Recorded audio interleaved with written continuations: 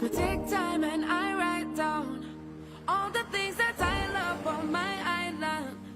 Best believe my list gon' be like 5 miles long. Best believe it's love that makes me sing this song. The cleanest breeze on the waters, friendly people meet in every corner. Togetherness and love is what we stand for. We stand for. We stand for. Oh, island in the sun. Look at how we've grown, how far we've run. 50 years we strong and more to come. More to come. More to come.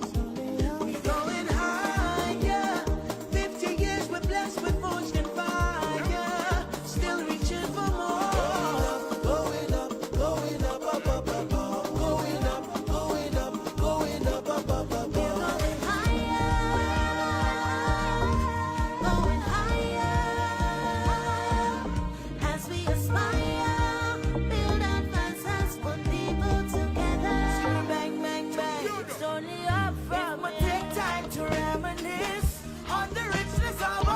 From the beginning, from the people who came through sugar and change, emancipation through revolution. We are more than the speck up on the road. We are more than the ice cream and gold. We are much more than the nutmeg and the clove. Tell the world we are Grenadians. 3 islands united as one, blessed with the strength to carry on. We're more than just that island in the sun. Tell the world we are Grenadians. Going higher, 50 years we're blessed with force and fire. Oh, you mean? We going up, going up, going up, up, up, up, going up, going up, going up, up, up, up. We aspire, build advances, won't be put together.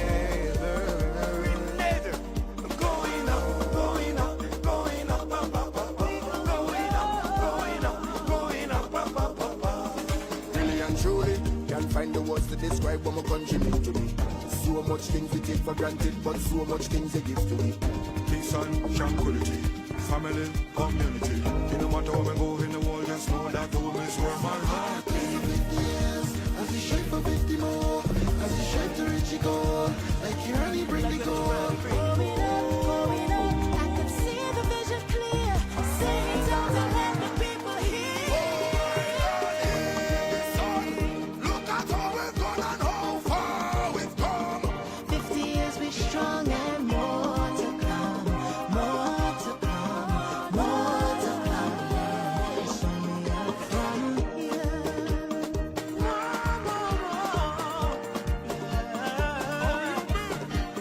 It's only up. We're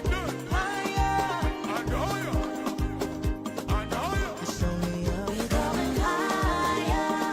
50 years we're blessed with fortune and fire. Still reaching for more.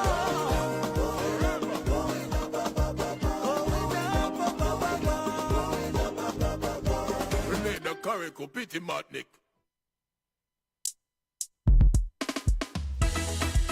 One people, one journey, one future is all we.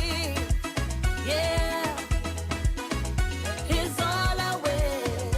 Aside to say, let me tell you about my country. My country is so dear to me. Established in the 14th centuries, colonized in the 18th centuries. Independence 74. Grenada had freedom for so. Thanks to Mr. Eric Gary and to T.M. Mary Shaw. Some call the Camahan, some call the Conception Island, others call the La Grenada. We call the Grenada. That's the name we truly prefer. Together we'll build aspire. Together build advance. That's the motto of my land, my sweet homeland, my land, my sweet homeland, my land, my sweet homeland, my land, my sweet homeland, Grenada, Grenada,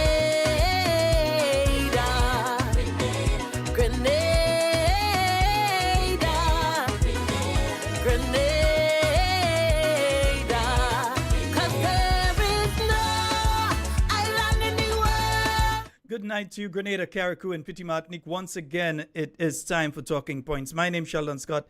I'll be here with you up until the 10 o'clock hour.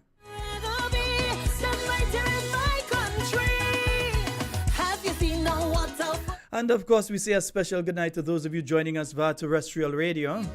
Those of you listening to us via 91.9, 91.5. Welcome to the lakes of wonders, mountain high and fireside. Also, those of you joining us via 94.9 out there in Brooklyn. Not sure if Carriacou is on with us tonight.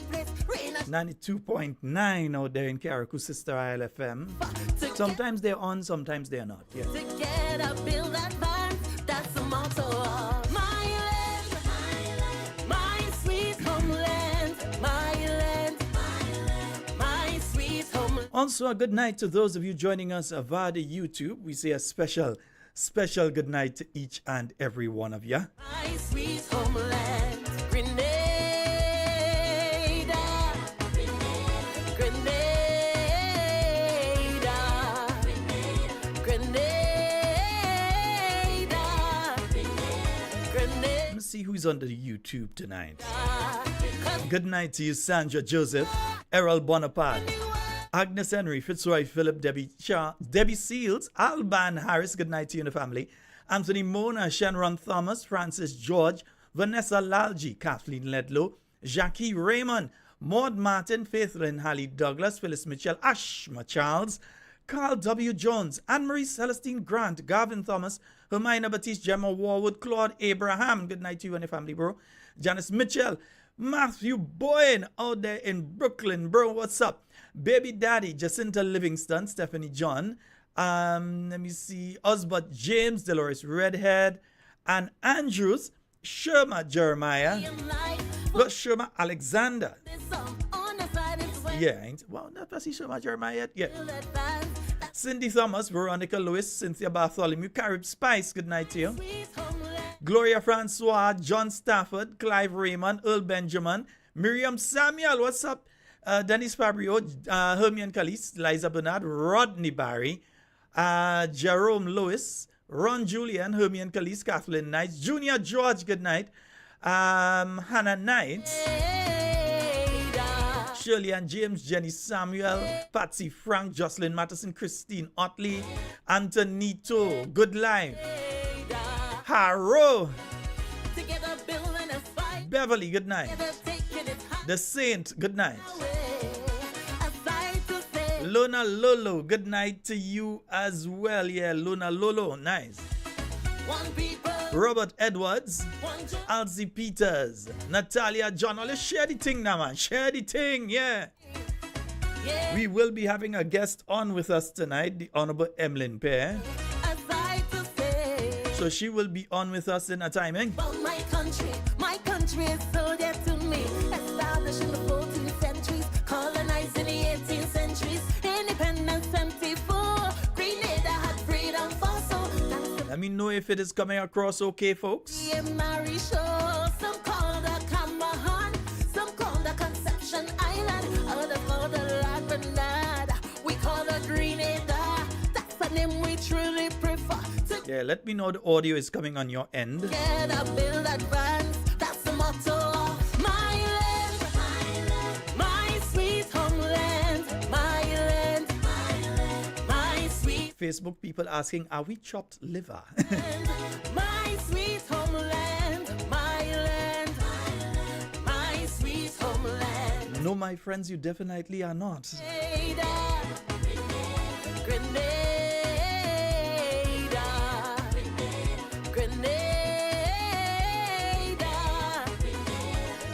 Don't worry, the more I use the system, the more I become accustomed with it, yeah? So the more I use it, the more I become accustomed with it. So I'm getting everything in order, yeah? That you'd rather be than right here in my country. I'm telling you, go all over the world. Not So folks, you need to like and share right now. Like and share the live right now. Like it. And make sure that you share it. You share it to your news feed. You share it to your friends. Make sure and do that right about now.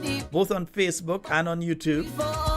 have you seen no water sculptures? Welcome to the lakes of wonders, mountain high try and fight. Say if you don't know how to do it, ask the little ones to do it. They know how to do everything, yeah? Peace and race don't matter to we. Hearts and hands help build this country. This is home, welcome to my place. Rain or shine, it's plenty. Somebody want me to test out the phone line to see if it's working properly. Let me test it out. I ain't mind. Hello, good night.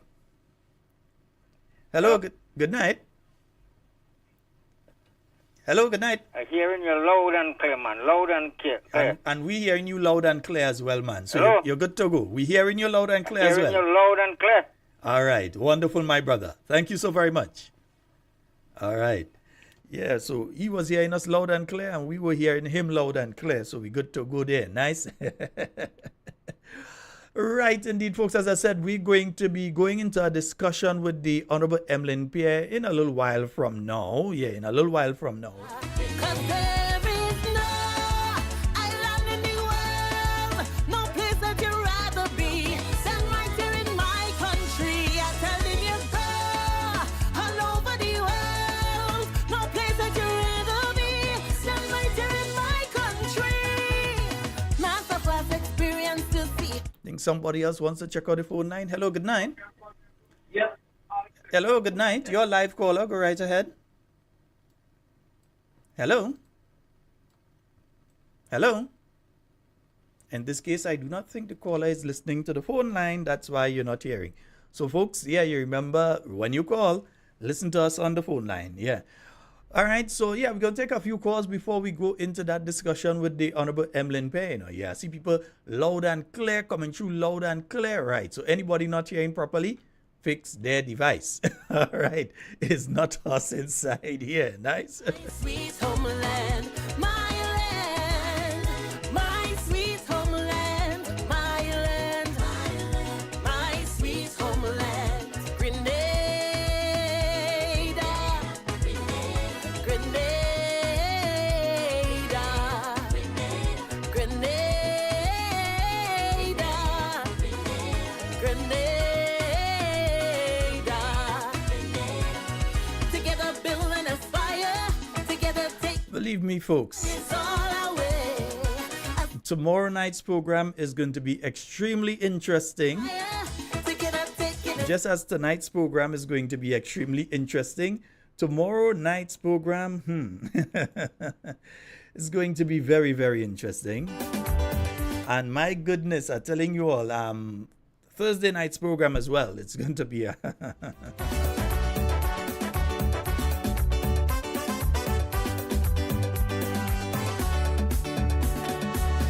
Man, there is a place that is under the sun, 133 square miles.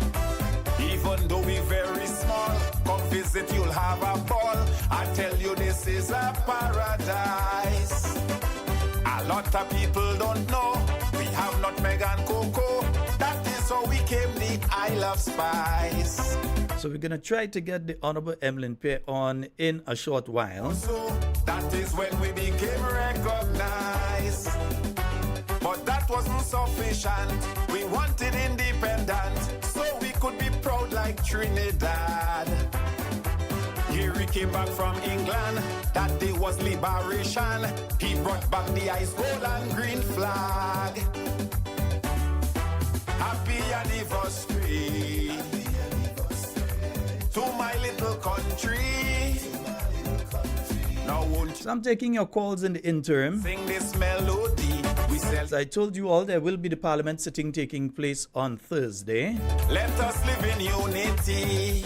And of course, the legislation that they're bringing to Parliament there in relation to telecommunications, as far as I'm concerned, part of it is aimed towards shutting down certain types of broadcasts on the island of Grenada. Yeah, Now I know there was a time. we know that they are going to be looking for different avenues of trying to shut down dissenting voices. I mean, you are in a situation where you have okay, let me just message the Honorable Emilin Pierre. Okay, yeah. So you have a situation here in Grenada right now where many people are afraid to speak openly. They're not that they're afraid to speak.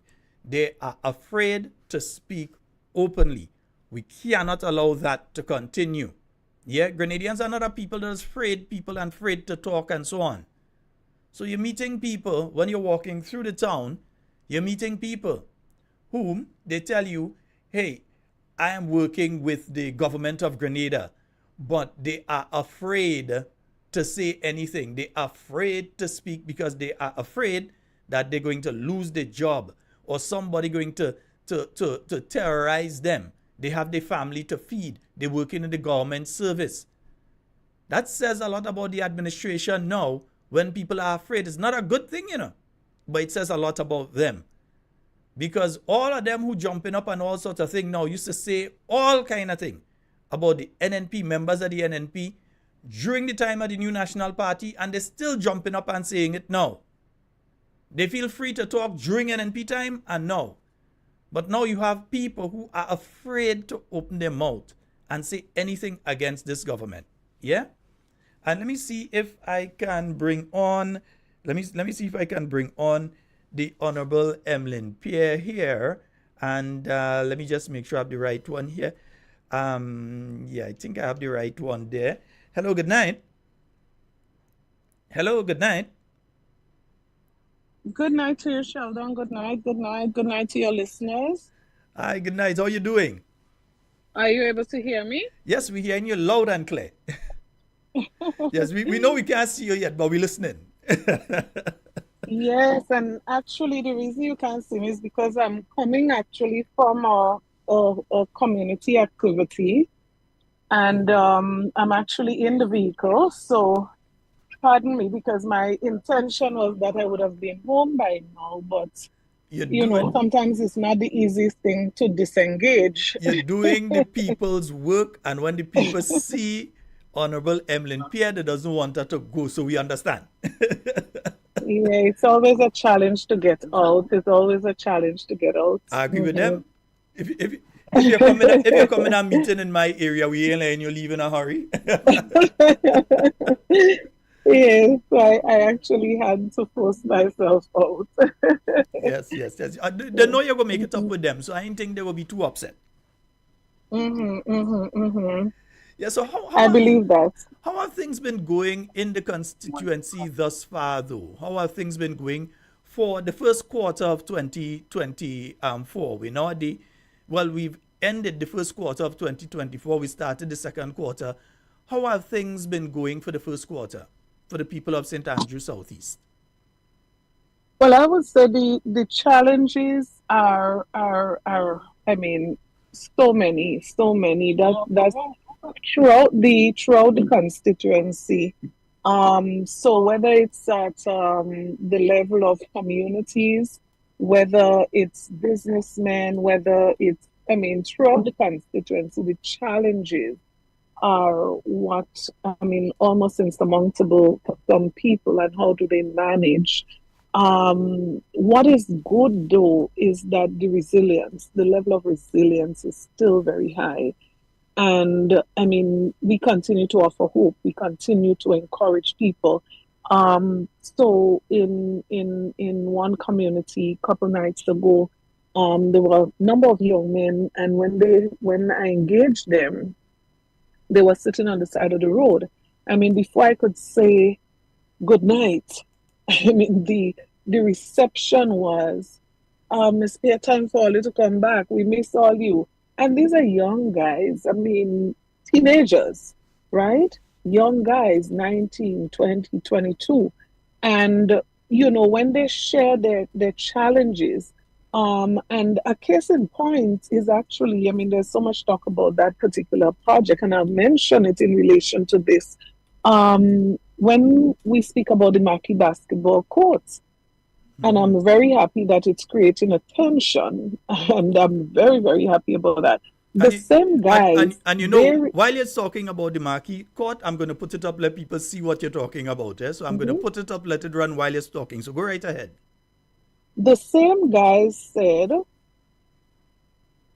since 2022, talking about right after the election and after, people have been coming over and over and over, just taking measurements and not doing anything. So whether you speak to young people, you speak to older persons who have not been receiving the full amount that they used to receive before under the program, the challenges are just so many. And I mean, I find myself more than anything else have to be encouraging people and giving them hope in these difficult times. So even parents, students to go to school, the challenges that they face, programs that they could have accessed in the past that they now don't have access to. That for me is a major concern in my constituency at this time. And I have a responsibility as the representative to continue to lobby, to advocate on their behalf, and that I would continue to do. But I'm seeing some people like they're upset that you're speaking about the basketball court. I don't think they remember that one of them can't even spell your name. You, Andy Williams, are calling him out. He can't even spell your name. But the thing is this, you are the representative. You have a responsibility to speak out on behalf of the people of the constituency. What do you expect you to do? Stay silent? Well, of course. So before the election, and let's just address this because sometimes people, it's unfortunate that we go so low. I'm not going down there, right? Let me do that. Before the election, the young people of this community were promised that the court would be expanded, that they're going to build a pavilion, they're going to build bleachers, and they're going to ensure that the place is upgraded. And you think that I would be unhappy if that happens? I would be extremely happy. And so I am challenging the government to do what they promised that they were going to do in relation to this basketball court. Now, I did not say it. It is the young persons who said that in their lifetime, this is the worst condition that this court has ever been. That is what I want us to pay attention to. Now, what we see is that this has been reduced to who posts what and who posts when, and if they're going to do it and I post before they do it. I mean, come on, are we really serious? It's almost 2 years since the last election. You said to them that you're going to upgrade it and make it better. And what we are seeing, evident to everybody to see, including the young people who brought me to show me the situation, is that it has gotten worse. So I'm saying at the least, you could have just maintained what you got, right? Mm-hmm. A little better than the least, you could have made it better as you promised. And I'm saying I am not going to get into this. I'm not reducing myself to that level of argument that you referred to, that the individual would have posted. Mm-hmm. A promise was made to these young people. What they have now is worse than what they had in June 2022, and that I want to be addressed.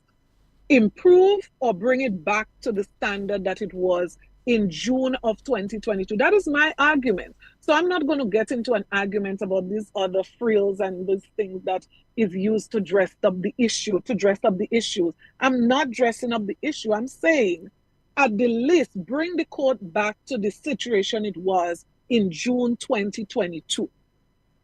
Mm-hmm. After that, you can probably do the expansion and the upgrade that you promised, but at least let the young people be able to use this facility. You see, we trivialize certain things so much that we don't even understand that people are reading the comments. And these are smart young people, so they can understand what your response is, right? And we are saying that prior to June 2022, when you pass this road at night, young people were under the light playing basketball. I'm not going to say what they're doing right now when you pass, because I stopped. I stopped some weeks ago. I stopped last week. And they're not playing basketball. The lights are broken down. The board is broken down. There's no ring on the board. And that is what I want us to address. Not stop trivializing and talking things that really makes no sense in relation to the problem. The problem is that they cannot play right now. And in 2022, June 2022, they were able to play. So let's address that. Let's not go into some other conversation that has absolutely nothing to do with whether they could play or not play. I want to see them play. I want to see them positively involved. You know, while I was standing talking to the guys, the night they showed me, brought this to my attention. While I was standing there, you know what was the conversation? The conversation was that they were hearing gunshots going off in the community, and that the night before the police was there, and who have guns and who don't have guns. And that's a conversation. Come on, let the boys play. Let them play. Let them get engaged. Stop using social media to make confusion and bacchanal. I don't have time for that. I made a post, addressed the post by upgrading the facility, at least bring it back to what it was in June 2022, and it's that. And you know I don't like this thing, and it's, you know I don't like this, and it's that thing, eh? Because while I'm speaking to you, I'm done on this conversation on the basketball court. No, Go do what you have to do now. No, but the thing is this: while you're talking, I'm getting messages about some. I won't go into details, but some very, very unsettling behaviors that are taking place at the nearby craft center as well. Instead of the guys being involved at the basketball court, that there's some unsettling behavior taking place across at the craft center. That is why, Sheldon, I said to you, I am not going to reduce myself to this conversation that I saw the government started today. I would have thought that the conversation would be taken to another level, right? No. You know, it really pains me to have this conversation tonight, and I would have wished we could have started on a different foot, but now we start on the right foot. Sheldon, I wish that somebody would just say, we accept that since 2022 June we've been taking measurements, we have not been doing anything. This is probably the reason we have not yet started it. We are going to be starting it very soon, and begin to work. I mean, you don't trivialize this thing when the young men are reading your response and they're saying, but we can't play. So what you post in there makes no sense to us, because the fact is we cannot use the court. And when Miss Pierre was, that's how they said, when Miss Pierre was there, we could have played. So let us just address the fact that they could have played, and right now they cannot play. And let us do something about it. After almost 2 years, there's no excuse that anyone can give for the court in the condition that it's in. And that is the issue. Let us address it urgently. And indeed, this was one of the this has been one of the facilities that over the years I've known you to maintain. I could at least remember 2 times that you've done work, restorative work to that facility. Way back when, I'm trying to remember the exact year. You know, I just had those things somewhere in my memory. And I can tell you, I can help you with your memory. Every year we upgrade that court. Every year. Yeah, but right? I remember a major one. The court is very close to the sea. So it requires constant maintenance. And as a matter of fact, before the election, you check contractor Adrian Gabriel, and he had come up with a plan that would reduce the erosion that was taking place with the fencing. So he was going to use a different material he had recommended, because he was the main person that was responsible for upgrade and maintenance of the facility. Even the person, Jeremy Gabriel, who maintained the lights. So we were looking at alternative materials that could have been used, because it does require a bit in terms of maintenance, at least twice per year, once per year, maybe in some cases, that you would have to do these maintenance. And I'm saying between June 2022 and now, absolutely nothing was done. And all I'm saying is, let us do something quickly, not just because it has deteriorated so badly, but because the young people are crying out for use of the facility. And the fact that they can call me and say, come look at this, the fact that they can point this to my attention, the fact that they can send me a message, they can send me pictures. I mean, that is the point I'm making, that we need to address it urgently. And I'll say here, because I know many of the listeners out there, especially in the diaspora, they've seen the photos I've been showing every now and again. I've been showing the photos of what the court has been reduced to. And we'll say here, you won't say it, but I'm talking points family will say it. If they don't fix it very soon, we go fix it. Because I'm very sure we can get some people to send down a 2 backboard for us, even 3 or 4. So in case one go down, we have somebody to replace. We have one to replace. And some basketballs, listeners, I know you all are willing and always ready to help. Backboard, basketballs, even specific paint, marine paint that could take the sea blast and that sort of thing. And the matting for the court itself. So if they don't want to fix it, we go fix it. And we put in our talking points on both of the backboard next to a picture of Miss Emilin Pierre. So let it go ahead. They better fix it fast, because Talking Points family will fix it if they don't fix it soon. We're letting them know. You made mention of the building right opposite, and I'm going to make mention of that. And I probably would share, because sometimes when people are not aware, they don't know, it's difficult for them to understand certain things. And again, the facility on the other side, I am appealing to the government and to anybody who is in a position to do something about it. Let us do that. Now, the young people, and again, the young people from the area would have asked me, Ms. Pierre, what is happening with this facility? Why are we allowing it to deteriorate in this way? Now, this facility, and I'm going to share with you photographs of June 2022 and photographs of April 2024.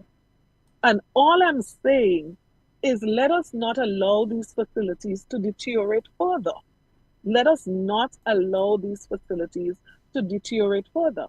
Now, the facility in question, prior to the last general election, the computers that were in there, no one can give account for them at this point. The furniture in there, no one seems to be able to give account for them at this point.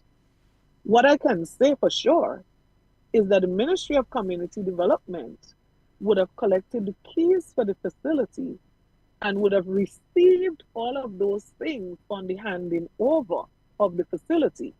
Now, the question is, did we have to allow a facility to deteriorate to this condition? Now, the resources that were spent to upgrade, to repair, if you look at that facility right now, I mean, if you really care about anything community, it's going to grieve you. It's literally going to grieve you.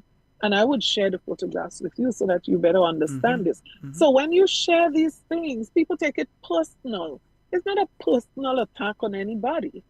This is saying simply that we need to address these issues, that people's lives are being affected, that people are being affected, communities are being affected, and it really pains me that in the past, you pass this way and guys would be under the light playing basketball. And you pass this way now, and I don't want to reference some of the things I see when I pass now. It is very unfortunate. And I'm saying, let us not be thin-skinned and petty about these issues. Let us just address them. Yeah, because the issue is not about who does, but that it is done so that the young people have access to it. And I think that's where some of these individuals are missing it. And I know you won't go into that discussion, but the discussion should be, how do we, as soon as possible, get these young people back and involved in a positive activity? A basketball competition, some sort of activity at least taking place there, whether they're doing They had Zumba and all this kind of thing in some places. But at least that they have something they can go and they can exercise and they know there's somewhere they can go on an evening time. Because And what it's so exists now, ironical. It is so ironical because here you have one government minister saying that we're going to be doing it, we're going to be fixing it. Why did you have to post the pictures? Because we're going to fix it. And my question is, why did you allow it to reach in this condition before fixing it, right? But then you have another government minister who actually is saying to persons in the community, well, the minister is getting $10,000 per month. I don't know why she's not doing these things. The very good thing and the only saving grace that I have is that people have sense. Because all I do is to ask them to pull out their phone. And I actually did it with a group of young men. I asked them to pull out their phone. What really is $10,000? So let us just imagine, and I allow them to calculate. $10,000, divide that. How many people do we have on the voters list? People 18 years and over. So we're not counting all children and people who may want to access assistance. Divide that, and if you divide that, you ended up with $2.25. So it shows you per person what really is $10,000. Now, one case of repair of a facility like that, you're going to spend about $35,000. I mean, come on, who is fooling who, or who is attempting to fool who, right? So these resources are not for programs. As a matter of fact, the guidelines clearly state it's not for programs that the government is already doing. So when you have a minister saying, well, the $10,000 is to repair the basketball court, well, you see either the lack of knowledge or the dishonesty showing up, because the funds are not to be used for that purpose in the first case, right? The government departments or ministries and ministers and whoever is responsible for government at this time, that falls within their responsibility. So don't abdicate your responsibility and then on top of that you lie about what is not happening and what is happening, and you try to mislead people in the process to make them feel that is the MP's responsibility. And when the MP explains this is how it happens, then you say, well, we're going to do it. Why did you have to post the pictures? I mean, come on, we're in 2024. Let's act as if we're in a modern society, right? So the second thing about, and let me just address that $10,000. Because now, that was the next question actually, as you raised the issue. Sometime earlier this year and last year, members of the current administration were going around in communities. Now, if you have a challenge in your community, in a constituency, you don't use something falsely to ease your way out of it. So if people are blaming you for non-performance, if people are saying that they're not receiving certain benefits and certain access to programs that they used to have access to, you don't now turn around and try to blame someone else for something, and in the process of that, you're telling something that is not true, you're saying something that is not true, and you attempting to fool them. So, if you're having a conversation with persons in a community, you don't say to them, well, the reason why things are not happening in this community is because the MP is getting $10,000 a month and we're not seeing what the MP is doing with it, and the MP is supposed to fix the courts, and the MP is supposed to do this, and the MP... I mean, that's the worst way, in my opinion, you could try to escape people holding you accountable. Is the worst way to escape by trying to blame someone else. So let me address this $10,000. I'll give an update on it, because the last time we spoke of this, we said that we had not received anything. So during the independence, people want paint, go to your MP because your MP got $10,000. People want assistance for school, go to your MP because your MP getting $10,000. It was only this month of March, of April, sorry, this month of April, that members of the opposition would have had access to these resources. Only this current month of April, right? And let me say this as clearly as I can. Anybody who is going around in your community to say that the reason for their non-performance is because opposition MPs are receiving the finances to do these projects, then I would say to you, be very careful with people like that. Be very, very careful, right? Because anyone doing that is aware that we were not receiving the resources. That's number one. And number two, they would also know that what we're receiving is far less than what we had access to in government, which is why we were saying we don't want to even receive these $10,000 per month for helping persons within the constituency. We prefer not to have it, and I'll explain why.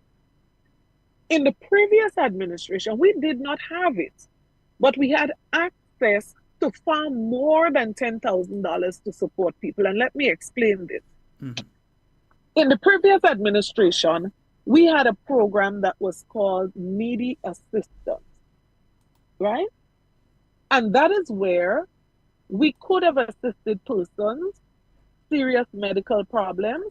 So, for example, I've assisted persons in a major emergency situation as much as $5,000, for example.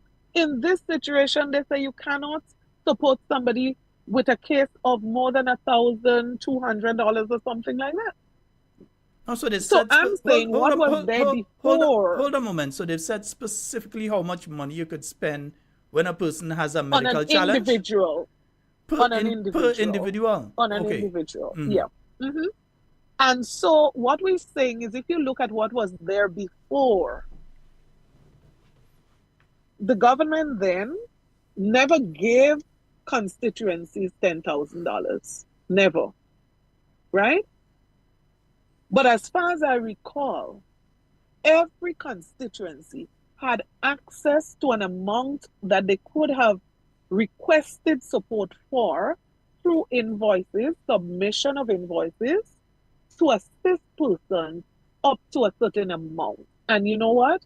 When you got to that amount, based on the request, so a medical situation, somebody needing a glasses that was very important, students who have to go to Tam City and cannot pay the transportation, right? Things like that were accommodated even beyond the limits. Even beyond the limits. And so it was way more than $10,000 per month.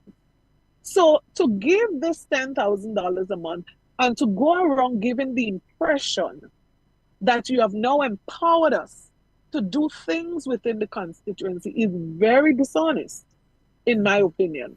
And I am saying that from the backdrop that I am aware of the conversations taking place in my constituency as it relates to this. And this is why I think I have a responsibility to educate people. So the basketball court, which 2 weeks ago was said that this is my responsibility, I have resources to do it, I have to educate people that no, I don't. This is not how it works. And anybody who told you that is trying to mislead you.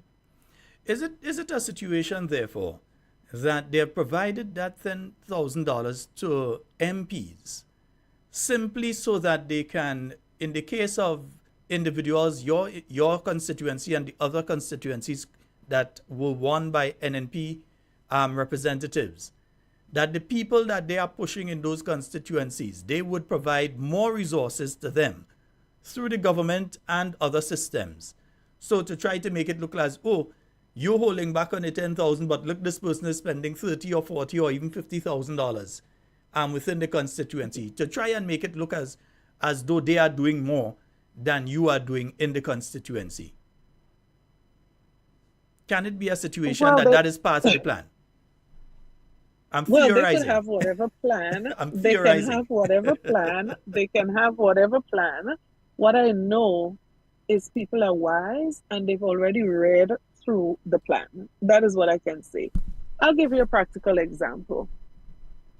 During the independence celebration,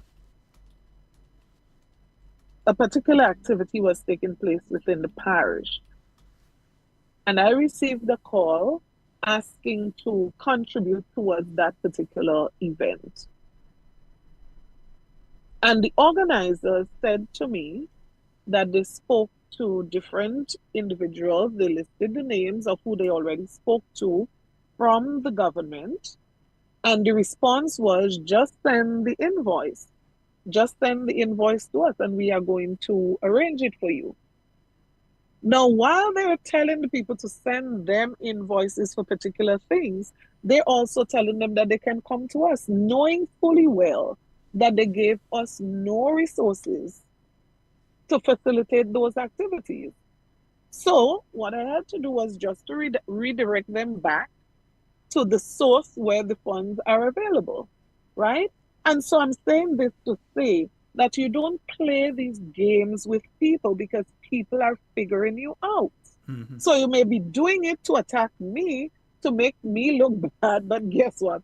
There's very little you can do to change the image of me in the minds of people. Because listen to me, people figure out people. They know when they're fake and they know when they're real. Mm-hmm. Believe me when I tell you that. Mm-hmm. So you don't have to do anything much to prove yourself. People figure you out very quickly. So don't think that because you go around and say that it's my responsibility to do the quote, that these people don't understand it's not my responsibility. Because they're saying to me, we know you're in opposition. We know it's not your responsibility. They're telling me that.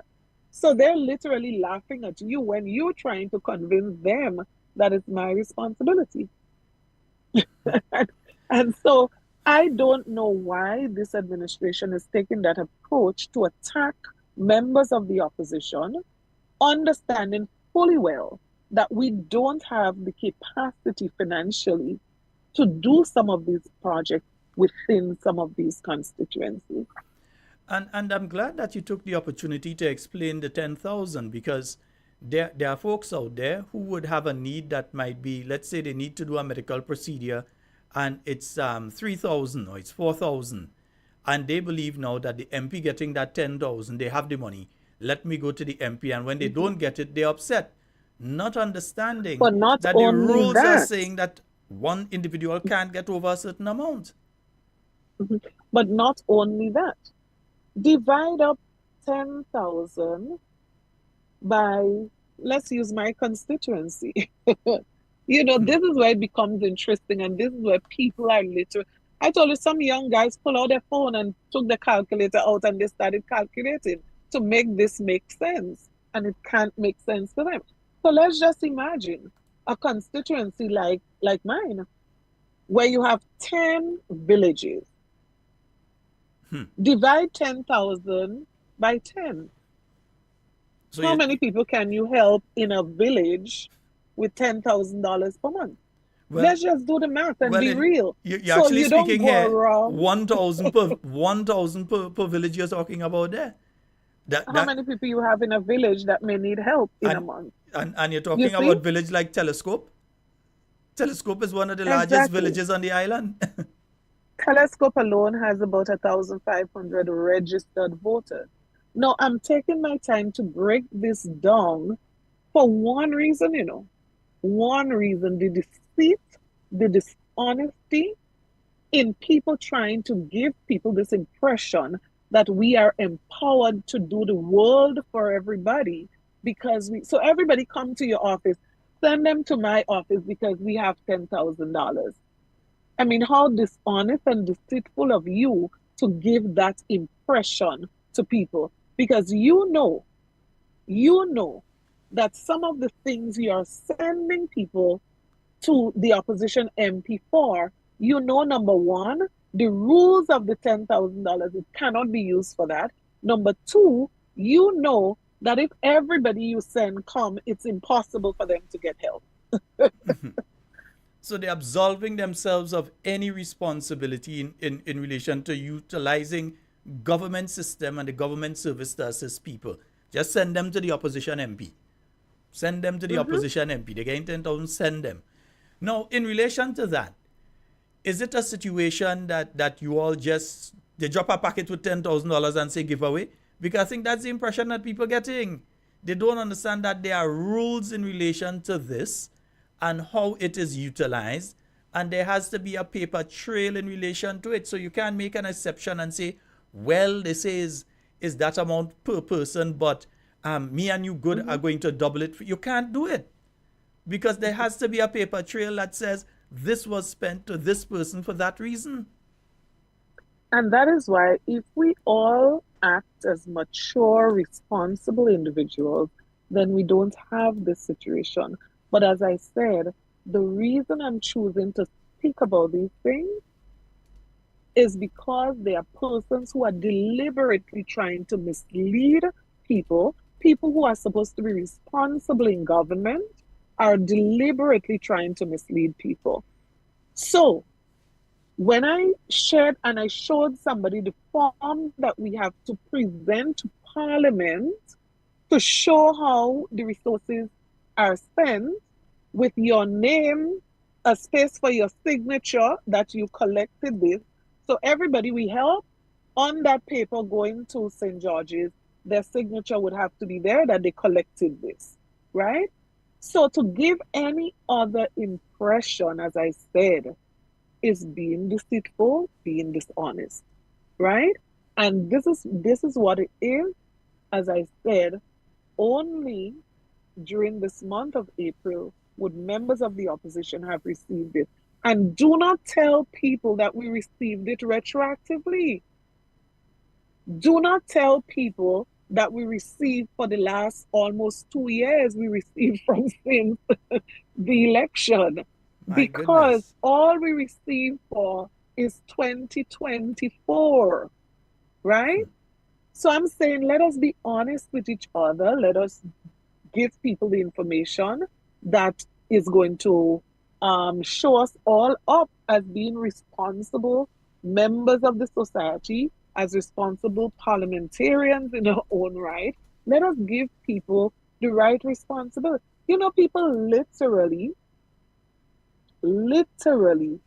can quote some of the things that are said in relation to this and sometimes even replay it. So you know you can't doubt them. You know you can't doubt it. You just wonder why somebody would ever say that. Let me ask a question here, because a question has been posed to me over one of the chats here, where they're saying that when it came up, the idea came of that $10,000, that it was members of the opposition that asked for a specific structure in relation to how that money is utilized. Instead of you just give an MP 10,000 and you forget about that, how they spend it, they spend it. If they don't spend it, they don't spend it. That at either finance committee or wherever, that it was the NNP MPs that asked for a specific structure, a paper trail of how that money is going to be utilized. And again, because you served in government before and you're aware of the government system, you could have advised in that regard to say these are the requirements of government as it relates to accounting for those resources, right? So, which is why it's unfortunate, because if we recommended very highly that we are not going to be part of any program where things are operating in that loose manner, we are not going to be part of this. Then how come now you turn around and trying to give people that impression that we could just do anything that we want to do with the resources? So we said, when we suggested that this is the correct way that is be done, it's covering you and it's also covering us, right? And it's the appropriate way for it to be done. We said, some people recommended that they wanted the account in their name, and we said, no, we are not going to support an arrangement like that. That it must be government accounts, right? And so the accounts are government accounts. I remember the subject was raised if it's in your name, your account, and you die tomorrow, and there's $30,000 there, how do you know that this person, wife or husband, or the person who have access to that account will give that money back to the government?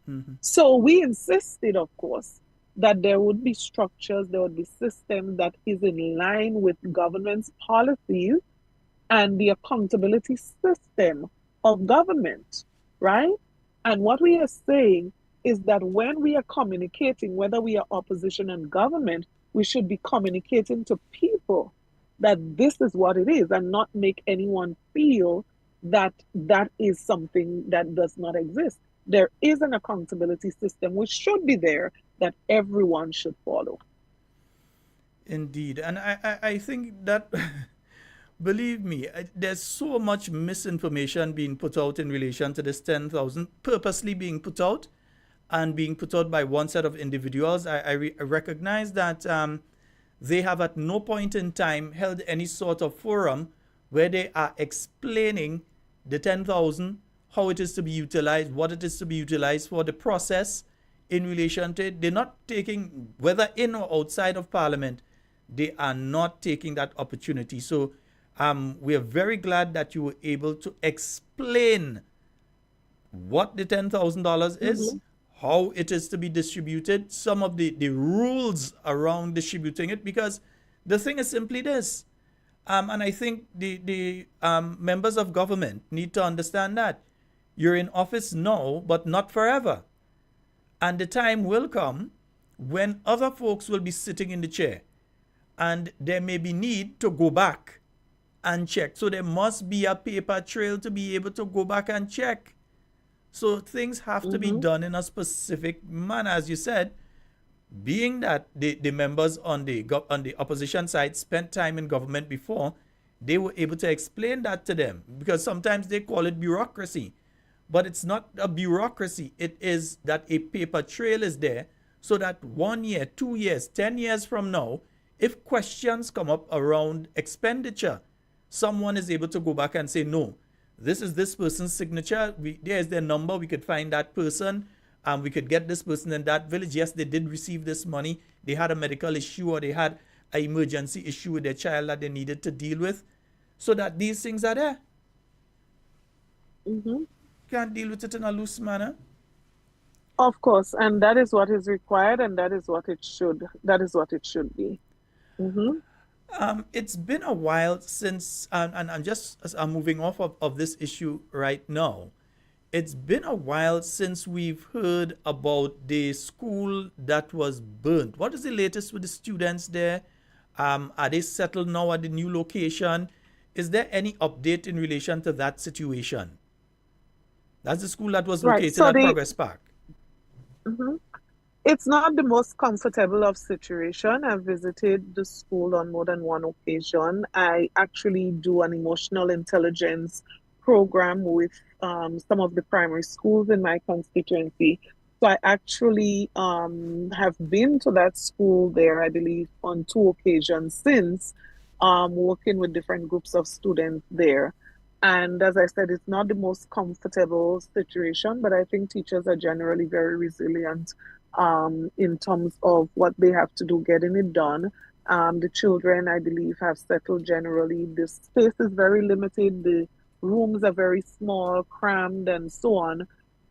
But what I can say is that they are coping, they are surviving, and that classes are continuing at the facility, and we continue in any way we can support to support that particular school. So I really want to commend the principal and the teachers there, the parents, everybody trying to work together, because the children would have lost so much contact time that it was very important to settle down very quickly and to move on. It's very unfortunate. I still have my own personal views as to the location and all of that. The government took a decision, and the way that I look at this, the decision was taken, the children are there. It's about how do we support them now to move forward. So I don't dwell on things that cannot be changed. I don't dwell on things that you can't add much value to the situation. So that aspect of it, there's no point on discussing location because they're there and the school has been rebuilt there. I don't think it was a good decision, but I'm not debating this. What I am focused on is what can I do in any way at all to assist the students, the teachers, to ensure that they continue to move forward and they continue to perform as it relates to their education, and they continue to get the access to education that is so very important. That school has had so many incidences in the past, so many mishaps, so many things that have gone wrong in so many different ways. And because that was not their first fire as a Yeah. school. And so it's so important to just settle and move on, and as I said, I'm committed to supporting in any way. I mean, the students, only yesterday I visited a church and one of the students came up to me, Pastor Rodney's grandchild, and he said, Miss, you're the lady that talked to us about emotional intelligence. I was so impressed. And I just believe that for all of us, whatever ways we can support them, let us continue to do that. If you're in a position to give to the school, to help in any way, whatever you can do, I would say support that school to ensure that all that has happened does not affect them in a serious way long term. Yes, indeed. And folks, for those of you that are just joining us, it's now 2 minutes after the hour of 9 o'clock. We're speaking with the Honorable Emilin Pierre, former Minister of Youth Development, former Minister of Education, former Minister of Sports, former, oh boy, the list long. As we're speaking about the school, though, we know that recently the sod was turned for the construction of the Grenada Christian Academy. I know that your sister, the Honorable Kate Skeeter Lewis Peters, was most front and present. Give us a little insight into that, because we know that that project was developed during your period as Minister of Education. And also at the same time, I do know that there was an active program in relation to the refurbishment, construction, etc. of additional wings on various educational institutions, primary schools, secondary schools throughout the island. Give us a little insight, because we know just a small one in relation to those issues. Okay, so bear with me. I missed just a little of the first part of what you said when you referred to my sister Kate Lewis. Are you speaking about the Grenada Christian Academy? Yes, indeed. The Grenada Christian Academy. Right. So as you would know, and I'm sure your listeners are quite aware, that our past administration would have made significant investment in the area of education, and particularly school infrastructure, refurbishing and rebuilding, expanding on schools. I mean, in a very revolutionary way, I have to say, not just in terms of the amount of resources the year of COVID itself. I mean, over $50 million was allocated on just to do with school infrastructural development. And so when you speak about one school, for example, $12 million being spent on one school for expansion and development, right? In every parish in Grenada, wherever you went, you can find, or you could have found, expansion and development taking place on schools in the various communities, right? So that is something I believe we have done extremely well. We have regressed a bit between 2022 and now. There has not been as much that pace that we were going in terms of bringing all of our schools to a certain standard. I would like to see the government continue that program, and we would have been able to find resources externally as well. And I would encourage the government to continue to pursue sources, including, what we have locally, to continue that program, which has in many cases stalled as it relates to the extent of work that was being done back then. The Grenada Christian Academy is one of those schools where a new facility was to be constructed. I think Sister Kate would have done an excellent job explaining this and explaining the disappointment that up to June 2022, the only thing that was to be done as it relates to that facility was to award the contract, right? Nothing major. So if there was some final moves in terms of getting persons off the land, and so nothing major, because previously work was already done on this. Um, I am not sure why it took 2 years almost to award the contract. Even if you had to do anything, anything you choose to do additionally, there cannot be an explanation for almost 2 years to get that school going. Additionally, the work that was done in advancing other schools, such as the Anglican school in Grenville, for example, I am still not understanding, and I believe there's no explanation to justify why it's almost 2 years and that school too has not yet started. Now, in the case of Anglican primary, it was not at the same point as Grenada Christian Academy. The drawings were approved and all of that, and the tendering process and so was to now begin. But again, that should not take almost 2 years, right? So that school should have started quite some time now. So initially, in that project, there was some significant delays. We would have removed all of the hurdles. And let me say why I know we removed all of the hurdles, in that we were praised publicly by the Caribbean Development Bank for the speed at which we were moving with that project and the successes that we had achieved on that project at the point that we left government. So that is why I'm confident that we should have never had almost 2 years pass. And these schools, even the St. David's Roman Catholic school, there's no reason why it should be taking almost 2 years to have that school started.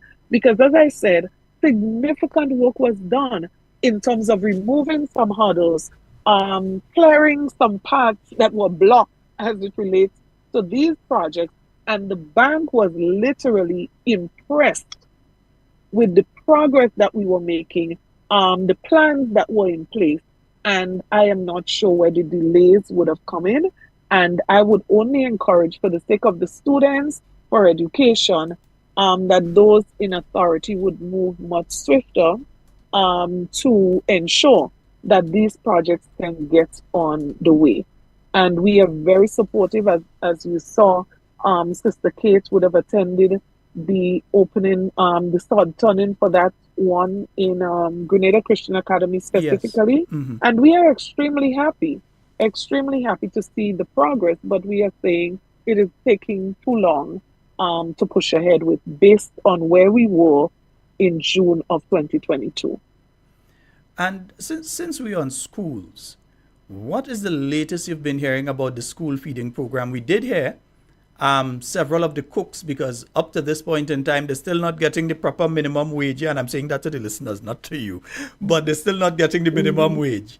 But the proper minimum wage, that is, they're getting 12 when they should be getting 15.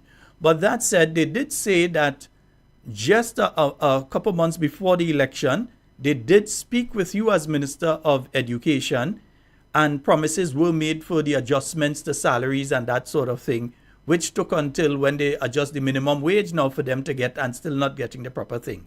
What have you been hearing about the school feeding program and the challenges that I am hearing some institutions are going through? Right. So I'm sure I've been hearing what you've been hearing, many concerns, many disappointments.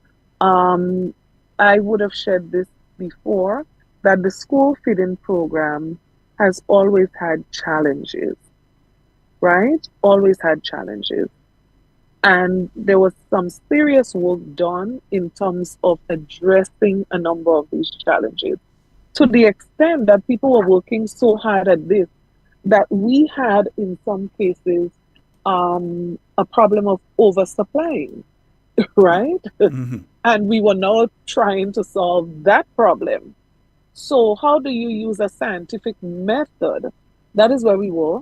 how do you use a scientific method to quantify more accurately the supplies that you need for every school based on attendance, based on population, based on the frequency of use of the program, etc., etc. Right? So this is where we were in June 2022. In June 2022, we were also looking at some models as it relates to the future of that program. And all of that was based on the data collected, the information collected in that regard. We had also worked out with the DPA uh, uh, uh, uh, a review of the salaries of the persons within the program, and DPA was in the process of finalizing that so that we could have regularized the cooks and so on within that program. There were cases where cooks were receiving two different rates, and all of those things were worked out and about to be rolled out in terms of regularizing that. The election came, of course, and I was really, really surprised at what happened as in relation to the salaries for the cooks. Because not just did we work on a program with the DPA as it relates to the salaries of cooks, we met with them and we updated them as to where we were and what was the plan in terms of rolling that out, addressing those issues. But I remember in the campaign that people were actually part of the school feeding program, and persons who had just retired were actually used as part of the campaign to speak about the importance of increasing their salaries and all of that. Now, that is why I found it very difficult to understand why cooks had to come and beg and plead and appear on programs like yours to have this thing rectified after more than 1 year. I found that difficult to understand. And as you say, in some cases, some people are still struggling to access what they really deserve to be receiving. Well, the government is breaching their own law in relation to it. They have a minimum wage for cooks, and of course, these cooks so are not even receiving when the it. even when the minimum wage came in, people were still receiving below, right? The same people that you would have advocated for and you would have campaigned, use them as part of your campaign. But the supplies, now there's been a significant drop in supplies. I mean, I know of cases where principals have to find alternative means, right? Things that they never had to do, now have to do under this program. I could not understand why, with a situation like that, schools were saying how impossible it was to provide the level of meals, the quality of meals that the schools received back then. People were complaining that it's no longer possible based on the resources that they were receiving. And on top of that, the government takes a policy decision to remove the $1 that students were paying. Now I always thought, I don't know what would have triggered that decision. What would have caused anyone to come up with that decision?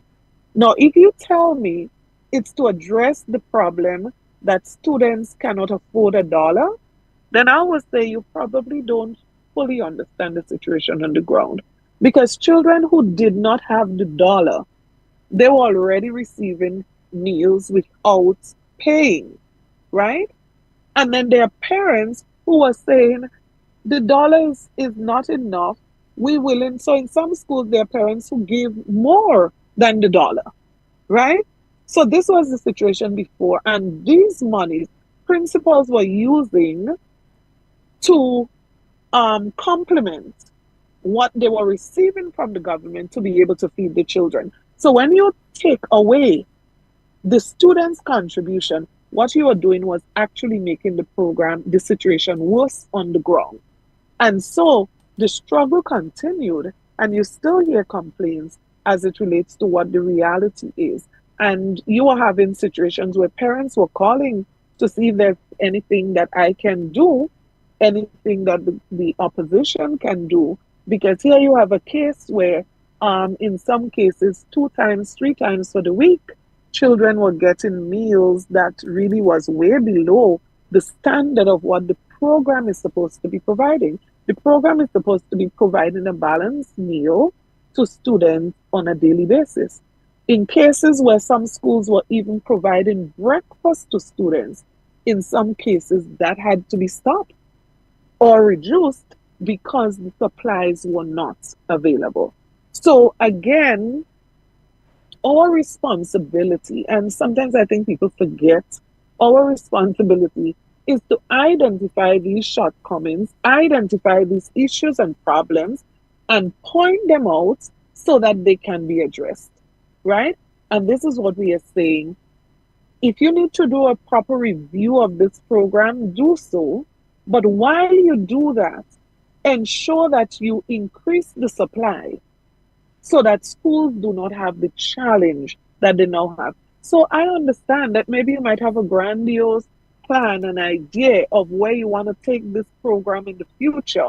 But my God, while you get to this massive, ambitious plan, remember that there are children who cannot have the meals on a daily basis. So you got to walk your way through the current situation and advance to where you may want to go in the future. But it is really an issue. Parents have been complaining, teachers have been complaining, principals have been complaining, and you cannot blame them because this thing has deteriorated so quickly and it needs to be addressed. I don't know what is being done. I look forward to hearing what is being done now to address the current situation. Also, together with the issue of the school feeding program, we've been hearing, well, at least I've been hearing as well. Again, I don't know if you hear the same things I hear. When it comes to the tuition, the free tuition issue, as former Minister of Education, what have you been hearing? You've been directly within the system. You understand what has been taking place. What have you been hearing lately in relation to the free tuition issue? In addressing this at the last budget presentation, I expressed serious concern over this free tuition program because I considered it to be a backward move, right? I have no problem if the government would improve on any program that the previous administration would have had. I would publicly recognize and applaud when I see that happen. But when you take a program that existed, you change the name, and then more people are affected negatively, there's no way that I can compliment you for that. And this particular program is an example, right? Before the last election, there are students in need. These students would have been provided with free tuition. Yes, it is not a new thing. Free tuition. And in addition to free tuition, if they were not able to pay their transportation to go to school, they were provided with transportation. If they were not able to buy their uniform, they were supported with uniform. If they had to get other resources that were necessary for their areas of studies, so for example, skilled areas like plumbing and mechanic, and so you may need to get bartendering, you need a kit and all of those things. You were also supported to get those things if you had a need, right? Now, I know there's a way we always refer to people to needy and greedy, and NNP like to give handouts. Well, it's exactly why some students right now are receiving free tuition but cannot go to school every day. Because you gave them free tuition, but you took away the transportation assistance. And to me, one ought to be able to see that if you're going to give support like this across the board to everybody, that there would be people who don't need it that would be receiving it, and people who need additional would not be able to get additional because people who didn't need the basic were receiving it, and support from the government. But the government says it's available, then my child will take it. But then John's child down the road, who need both tuition and transportation, You're now telling him that his child cannot get transportation because my child is receiving tuition. And this is why we have a serious problem with the way that this program has been constructed or reconstructed. And we are saying that there are students or parents, let me put it this way, who would be more than happy to pay their tuition. And I'm sure there are parents who probably saying, I don't need free tuition. So we're saying don't give these parents, if they don't need it, then don't give it to them, right? But those students who need more than free tuition, and these other parents would understand, because if I'm a parent who don't need free tuition, I would be more than happy to not take free tuition to see some children who are less fortunate get an education. And so what is happening now is that attendance is dropping, right? And you check the record, attendance is dropping in some programs. And I believe that is the primary reason for it, right? And I believe we must relook this decision. If you can afford to give everybody free tuition, by all means. And maybe the government can, because the government said they met a pregnant treasury. On top of that, they have collected the highest level of CBI revenue, hundreds of millions of dollars, and they've been able to raise external resources. So maybe we are now in a position where we could give everybody free tuition. Well, we are saying if you can comfortably do that, by all means do it, but don't suffer those who need other assistance and cannot access it. So if the policy move was a backward one, reverse it, right? So that those who need the opportunity, in this time, 2024, is a time where we should not be denying any child of an opportunity to an education. And that is what we fundamentally believed, that every child must have access. Every child must have the opportunity, regardless of your social status, regardless of who your parents supported. You must have that opportunity, free access, right? And so it means that if there was a child, for whatever reason, financially, economically, that you cannot afford, then the government has a responsibility to ensure that that child could have access by providing the additional support. Yes, indeed. And folks, it is now 23 minutes after the hour of 8 o'clock. I know that I doubt you're at home by now, but I wanted to try and take some calls, but I'm not sure it will work because I don't have the system set up how I had it set up last week. We'll try to take at least one or two in a little while. But before we get to the issue of the calls and so on this program, we've discussed the issue of the high cost of living. In fact, the government's release of the Consumer Price Index has proven what we're saying is in fact truthful, that there has been, over the past 2 years, a significant increase in the cost of living. Even between last year and this year, there's been a significant increase, especially in relation to basic food stuff. What do you have to say in relation to that particular issue? We see the gas price, which the New National Party had capped at $15, is now at $16, going somewhere there. In fact, the last time it was around that price during the NNP time, you had a strike, protest action taking place by busmen and so on in relation to that issue. What do you have to say about what is taking place now? The removal of the gas price cap, which is costing the average bus owner and the people with their private vehicles, taxi drivers, etc., it's costing them extra, and the increasing cost of living, and especially in areas like pharmaceuticals. People who are going to the pharmacy are recognizing that they're seeing significant jumps, and we're not speaking about a 3 cents or 4 cents, but sometimes as much as $3 and $4 in relation to medication that they bought just the month before. Your views in relation to this issue? No, this is troubling, really, really troubling. And I want to start on the one as it relates to medication. I'm really, really concerned about that.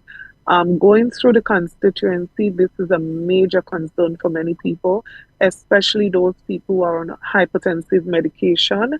And you know the danger of not following the doctor's order as it relates to hypertension and the medication that is required in most cases daily.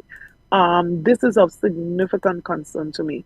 I have met so many people who have said to me over the past months that I only buy the medication when I feel sick. And this is so dangerous, right? And when they explain to you the hundreds of percentage of increases in some medication, when they explain to you the increases that are on basic medication, it is a great concern, a great concern. And then, you know, when you go to the public facilities, you can't find sometimes the medication there.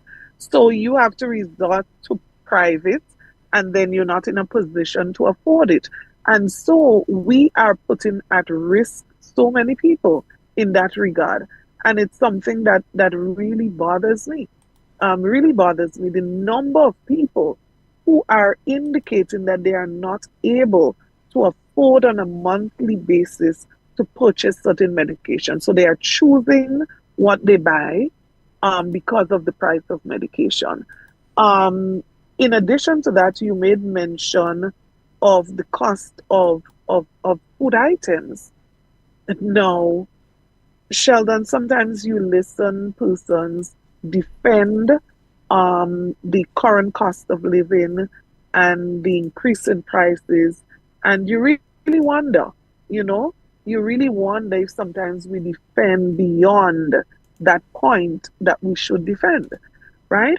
So we keep referring to what the IMF say, what the World Bank say, and the state of the economy, right? And those are beautiful reports that one can read and feel really good about, right? But these reports in no way reflect what is happening on the ground and how people are affected on the ground. And if I was this government, I would be more concerned about what people are saying on the ground than what the IMF and the World Bank is saying. I would be more concerned about what people are feeling on the ground than what the IMF and the World Bank is feeling, right? The voice that you want to hear, the voice you want to listen to. So even if the World Bank is saying you are doing an amazing job, even if they're saying that, and the people on the ground are saying you're doing a terrible job, I would want to believe that you'll be wise enough to listen to the people on the ground. And the people on the ground are expressing significant concern about the rising cost of food items. People, you just speak to anybody, and let us forget the social class now. Speak to anybody about the experience of shopping for food items. So when you speak to people at different levels, then you understand what the man at the bottom is experiencing right now. And so, Sheldon, this government should, in every single way that they can, be providing a cushion for those people who are so affected that they cannot go to the supermarket as they used to. They cannot go to the shops as they used to. And I am concerned that rather than looking at a way to support these people, we are now trying to defend. So, for example, the same people who complained about the gas price years ago are the same people who saying now it's going up all over the world, where people in Grenada don't really care too much about what's happening all over the world. Their concern is that they are affected here, and they expect the government here to do something about what is happening here. Because they had a government before the previous administration that when it reached a certain point, what did the government do was to apply a cap, meaning that when it reaches $15 in that particular case, that it goes no way above $15. Anything over that, the government would have assumed the responsibility to cover that.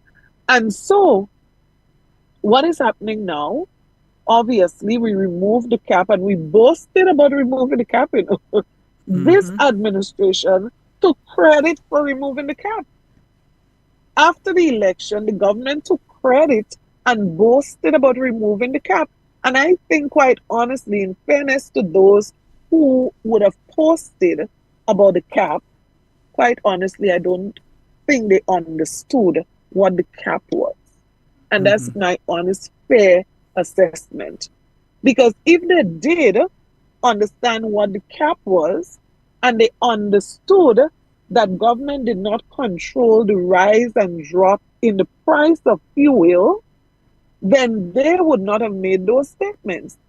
Because right after the election, when we saw a drop in the price, I mean, the government then was taking credit for it and making people believe that the price of gas went down because of the doing of the government, right?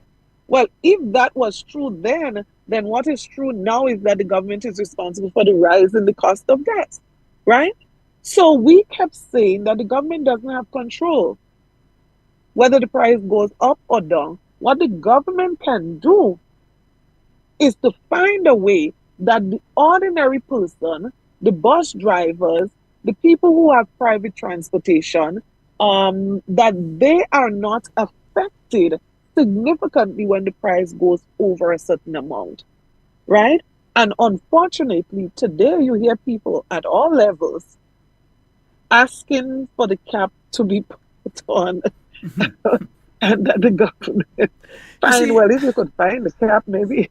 Not that cap right now, somebody wearing that in another country, they're going to the cap. But I think one of the problems here is that the as you said, you don't believe that, and I also have that view, that they didn't understand the cap, because the nonsensical statement was, why give you for more? Why cap it at 15 when we could give you for less? But once the oil, the price fell under 15, you got it at whatever it was at that point in time. You didn't say, well, okay, it could be $9, but we're giving you at 15. You got it at $9. You got it at whatever it would be. So to make that statement, in other words, total lack of understanding. Lack of understanding. I think that's what it is. Because if the price went down to $5, there was still no need to remove the cap. You get it at Even $5? if the price went down to $5, you get it at $5. The cap only meant that when it got to 15, it could not go higher. So that is why I say, in all fairness, maybe there was a lack of understanding of what capping it at 15 meant. Because there was no need to take the cap off. You could have done it at 12, 11, 5, 4, $1 a gallon, whatever, with the cap on, right? The cap was to protect persons or not allow them to have to pay more than $15. So you cap it, you cut it off at 15 in essence. You see, I think sometimes there's a thing they call DWP, drunk while posting, and sometimes some people may have imbibed alcoholic beverages, and you sell that one, and they don't know what they post when they post it, so they may not know what indeed they have posted. Honorable Emilin Pierre, I personally have worked along with you with young people, various parts of this country. You could say St. Patrick's, 9, 10 o'clock out in the night, meeting with young people on the blocks in different areas, you name it, Carriacou, wherever, working along with young people. Do you see what is taking place at this point in time with the Division of Youth? Because it's no longer a ministry, it's not even a department, right now it's the Division of Youth. Do you see what is taking place there as effective towards developing young people? You've been involved in the Commonwealth Youth Program. You've been involved in various youth programs as a young person, and have played a role from coordinator all the way up to minister. Your views on what is taking place with the so-called division of youth at this point in time? Well, actually, I'm literally stuck on the block in one of our communities with after attending a youth activity because I'm literally afraid that if I drive out, I may lose The signal, yes, I I may lose understand. you. So yeah, so I'm literally still at that point, ensuring that I don't leave until we finish. Taff, And I want Taff, to start make sure you on go that down and look for point. her. Taff, make sure you go. All right. I want to start on the point of engagement. So I had an engagement tonight with a group of young men, and these are young men, I would say teenagers up to maybe 25, 24 years, and there were about 25 of them. And you would literally call the setting, um, you would probably describe it as I just came, well, we call it the crib. You may call it when you view it the ghetto, right? And I literally brought my projector and my screen there and did a session with them on emotional intelligence. I mean, I was amazed by the kind of questions and the comments. And I mean, I literally found myself laughing even at some of the references that they drew at the end. And I'm starting there to say, Sheldon, that one of the things that I consider really lacking, seriously lacking, is that of engagement with young people. Last week, 2 weeks ago, I spent some time in one of the other Caribbean islands doing some training with young people there. And, I was really using the opportunity to help young people to understand that as they advocate for other young people, they themselves must understand that they are assets. They are not objects to be fixed, and that they have a voice and an opportunity to contribute to their development as well, right? So the importance of engaging young persons and making them understand their value is extremely significant. And those who lead youth departments must be fully aware of this in terms of the approach that they are taking to youth development. Um, quite honestly, quite honestly, let me put it this way. I think there is a breakdown. There's a lack of understanding. There is a disjointed approach. There is a lack of clear understanding of some fundamental things that has to do with youth development and the development of a proper youth development program that would have the necessary impact and effect on youth development across the landscape of this country. And I'm saying this to say that it is not just about doing things. It is not just about coming up with activities. Listen, I remember, and I'll just use one example, youth entrepreneurship, right? So I remember 2004, we did an assessment and recognized that one of the areas that we were lacking in terms of youth participation and empowerment was that of youth entrepreneurship. Guyana was a model in that regard back then. And I literally went to Guyana in my capacity then on an internship with the Commonwealth Youth Program to look at youth enterprise and entrepreneurship. The culture in Grenada was totally anti-youth entrepreneurship. And let me explain what I mean by that. One, the young people themselves had no interest. That's number one. Number two, because the young people had no interest, the government didn't see the need to invest in that area. That internship was done. I stayed about 3 weeks in Guyana.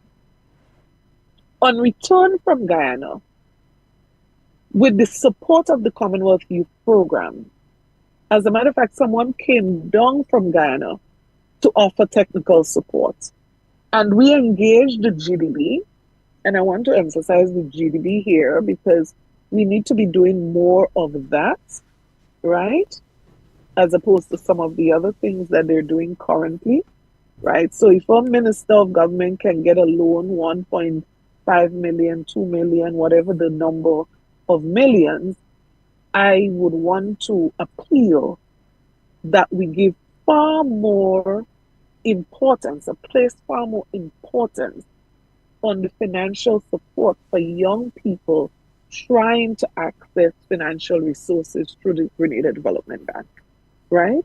I'm appealing that if that is possible, it should be far more possible for a young person to be able to access financial support from the bank.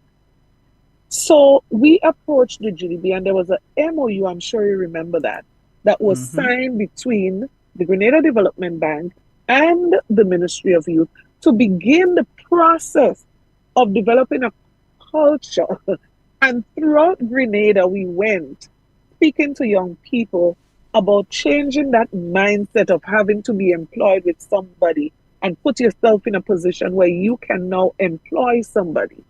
And it took some time for that cultural shift to take place, right? For that paradigm shift that took place, that now you're seeing that there has been a significant increase as it relates to young people involved in business and enterprise, right? I'm saying that this kind of strategic approach is what is necessary when you speak in youth development. Not you jump here, you jump there, you jump over there, and a program here. Today you change another program. I've been following this thing, and I'm very worried the direction we're going. No one would take an advice from me, quite honestly, I know that.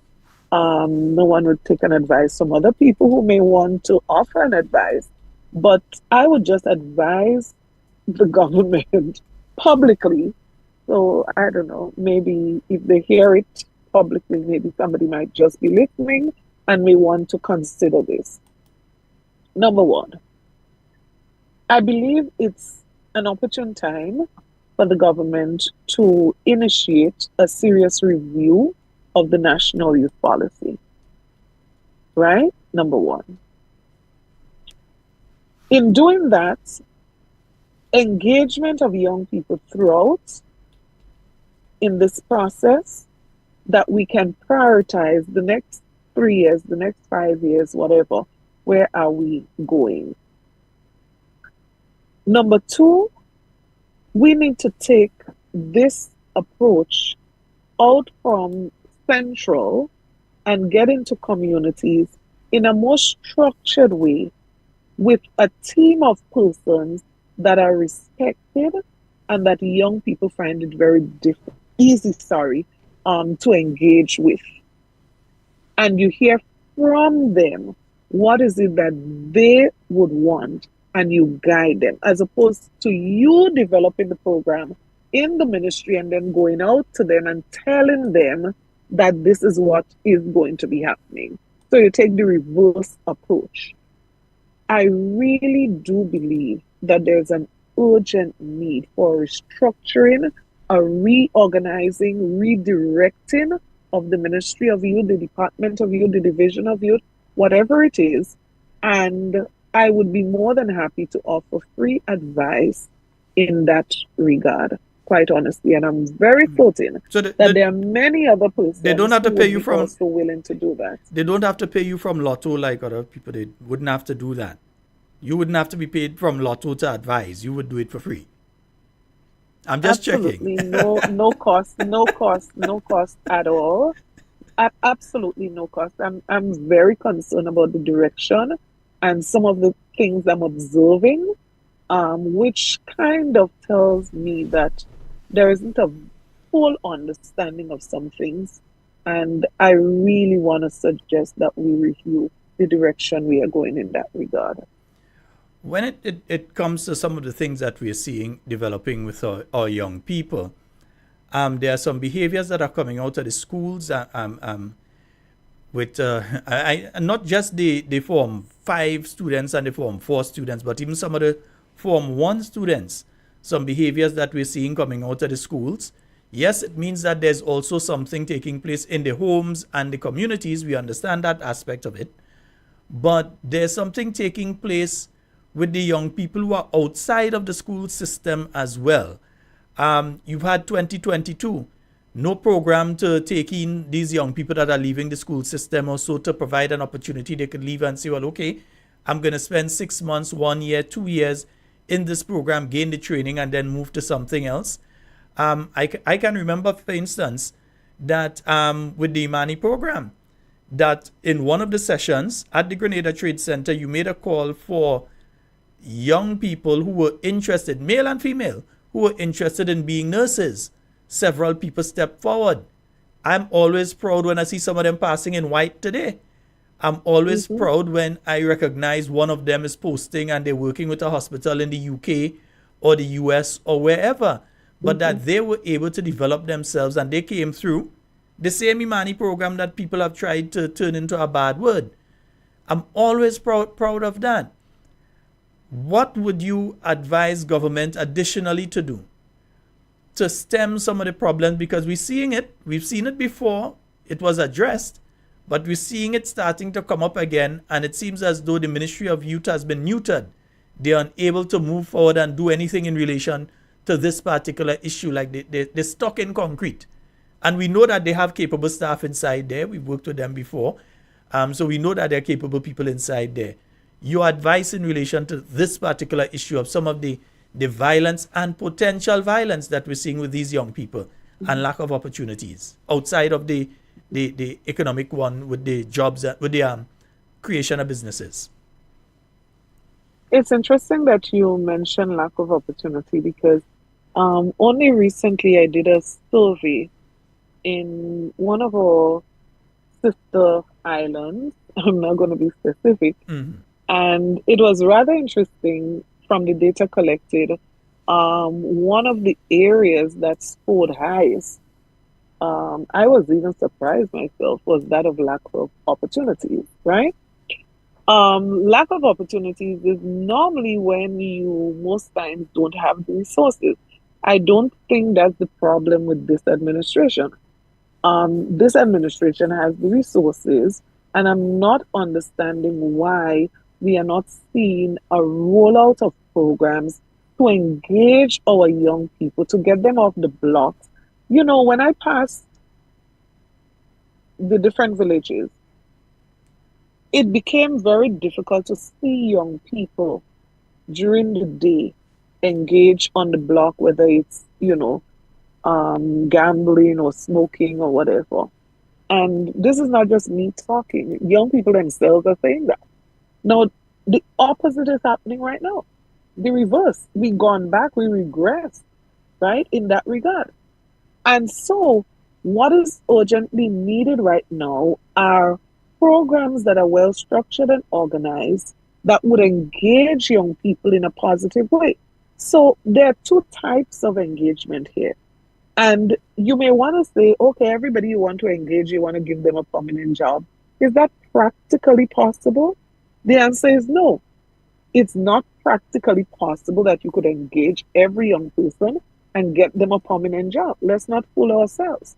But you can get them engaged from two perspectives. One, from the perspective that we understand that idle hands can be the devil's workshop. So if every morning I get up and I go somewhere and I'm engaged positively, it's quite highly that I'm going to have some positive outcomes. So you engage them from that perspective. You engage them from the perspective of development of skills that would empower them, that would make them more marketable, right? That would put them in a position that they would find a job easier, as opposed to just waiting when you can engage them to have a permanent job. And so I'm appealing to government to create the enabling conditions. That is one. But also to use the resources available right? Because we were aware that, I mean, we do have a large amount of resources available, financial resources available. Let us use those resources, get the guys off the block. Let us do Empower 3.0. Let us go back to taking another batch of Imani trainees. You may want to, you see, it's easy to say that this is bad, this is no good, this is the worst thing that could have been done. It's very easy to say that, but it's not as easy to say I've created something better. I have something that's excellent. I have something that's perfect. It's not as easy to say that, right? No, this government has said that the Imani program was not a good program. They've beaten up that program so much. And my only thought on this, because I don't go into defending the program to the extent that I know that people know what this program has done for many young people, hundreds of young people in this country. And they also know that any program that any government would seek to implement, including this and future governments, would have challenges as well if you're talking about mass participation, right? So I am saying, therefore, since you think that the money program, in your estimation, was so bad, then it's almost 2 years. Where is the program that you want to substitute this program with? Where is the program that is going to address the weaknesses of that program, right? And so here is an opportunity. Let us come up with something that would solve all these problems that you said the Imani program had. And I would think if it's taken you as much as 2 years to come up with that, then I'm very disappointed. So engaging these young people every year, the previous administration would have taken in at least a batch of trainees. In some years, 2 batches. I'm sure in some years, 3 batches, right? Mm-hmm. I'm saying that what you can do is, maybe you don't have to necessarily take in batches as the Imani program did, but do something to engage these persons who would have had the opportunity through the Imani program. Because what you don't want is to be criticizing a program that did something, and in return, what you're doing is doing less than what you would have pointed out and criticized. So something needs to be done, and it needs to be done urgently. The government need to, whether you expand the Imani, you upgrade the Imani, you call it a different name, whatever you do, but do something. Because while the grass is growing, the horse is starving. And the horse would die eventually if you don't find some way to feed the horse. I am very concerned, very, very concerned. It's almost 2 years. Not a batch of Imani trainees were taken in. Not a single new program introduced.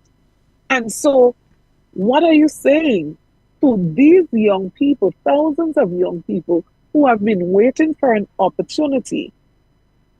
And I want to make it abundantly clear. If you have a better opportunity, by all means, give them. We're going to support you. We're going to clap you.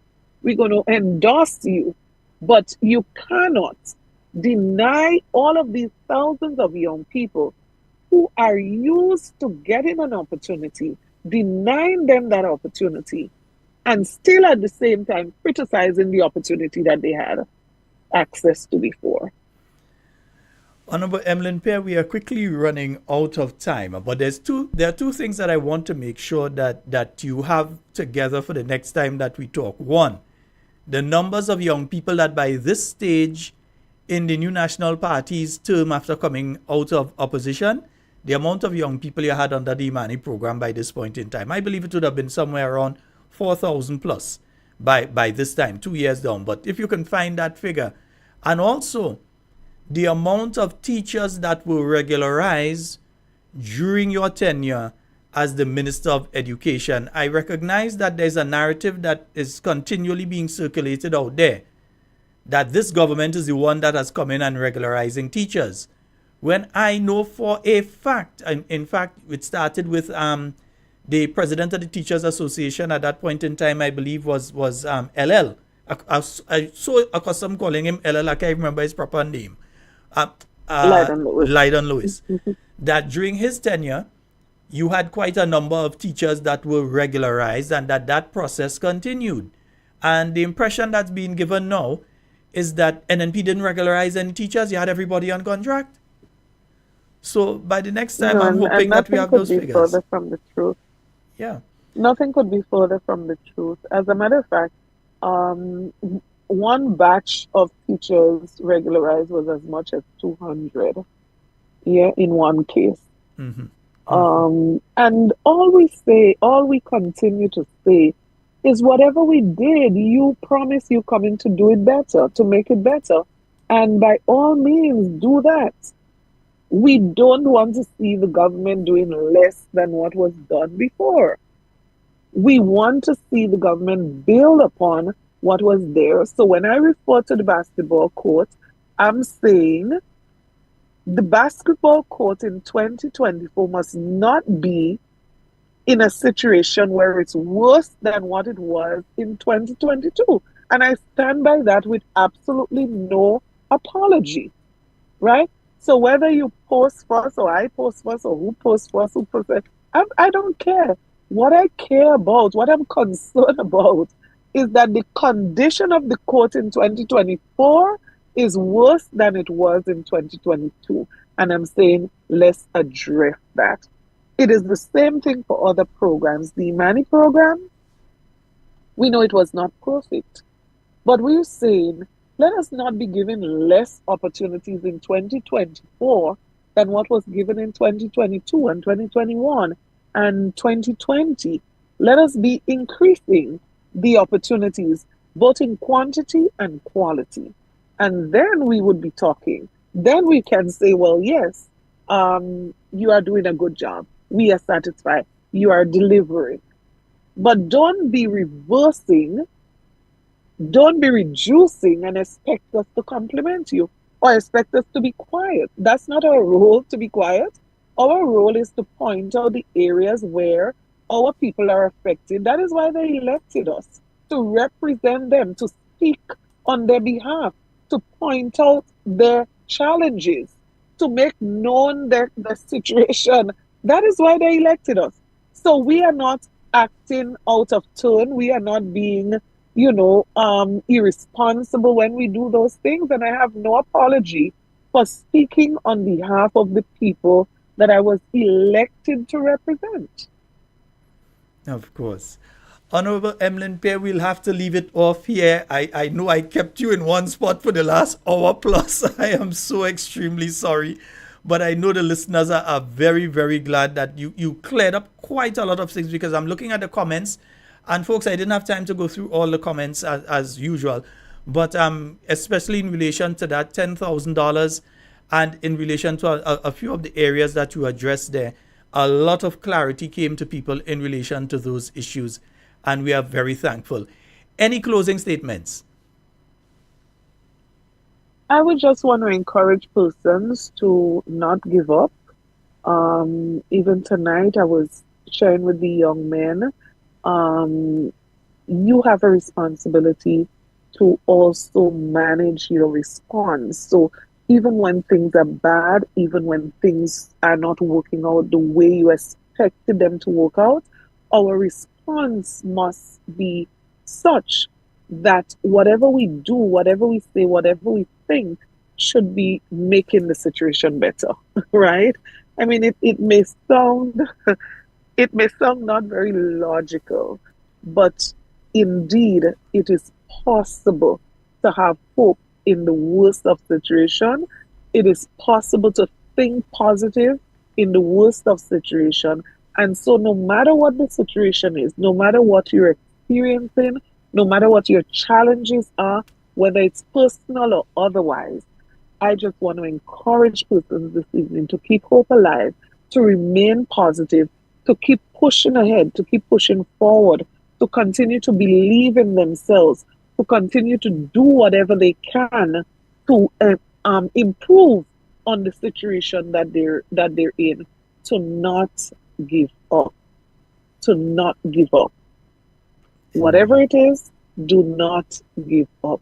Continue to believe that better is going to come. Continue to believe that things would change. Continue to believe that things would be better, and continue to do everything you can do to make it better.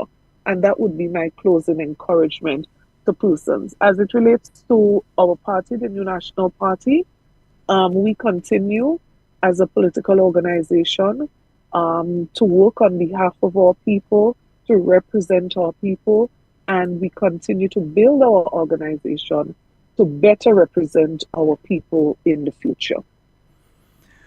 Honorable Emilin Pierre, thank you so very much. And say a special good night to my good friend, your husband, for me, please.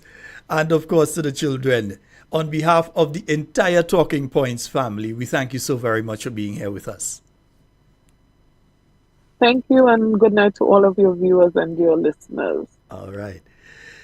Yes, indeed, folks, we have been speaking there to the Honorable Emilin Pierre, our, I nearly say Minister of Education still, you know. Folks, you know, it is after 10. I have got to run, but what I would tell you is to make sure that you tune in early for tomorrow night's program. Yeah, tomorrow night's program and Thursday night's program. Yeah, you get a lot of information tonight, and you will be getting a lot of information on tomorrow night's program and on Thursday. In fact, I could stay and do tomorrow night program now. You know, let me stay for the 2 hours and do it. But no, I wouldn't be staying. But we do have quite a lot to speak about tomorrow night and on Thursday night. Make sure that you are tuned in. My name's Sheldon Scott. I'm out of here. And you see, as somebody just posted, when you're speaking the truth, you don't have to choke and yeah, you don't have to choke and think when you're speaking the truth. Folks, I am out. Endorsing the Honorable Emilin Pierre for the Southeast constituency. This lady, she's like a mother to we. Yes, this lady carries nothing but royalty. Yes, this lady, I am sure that she got her back. And if you don't believe me, then sit down and listen to facts. Honorable Emilin Pierre, we know you have done your best. All when times get rough, with others putting you to the test. Sometimes you took it up on your own, trying to make everyone feel at home. Sending young girls back to school, education the master too. So in classes and other programs, prepare for the future which is to come. So once again with royalty, Honorable Emilin, well done. Cause this lady, she's like a mother to we. Yes, this lady, she carries nothing but royalty. Yes, this lady, I am sure that she got her backs.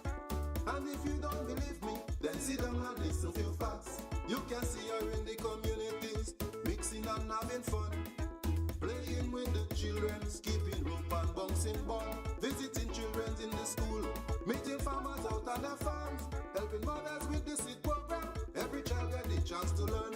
And if you have a little problem, I am sure Miss Pierre you can tell. But she is like a lawyer, counselor and mother as well. Now take these things to consideration, and you will see what we mean. When I say Honorable Emilin Pierre, she is a royal queen. Cause this lady, she's like a mother to we. Yes, this lady carries nothing but royalty. Yes, this lady, I am sure that she got her back. And if you don't believe me, then sit down and listen to facts.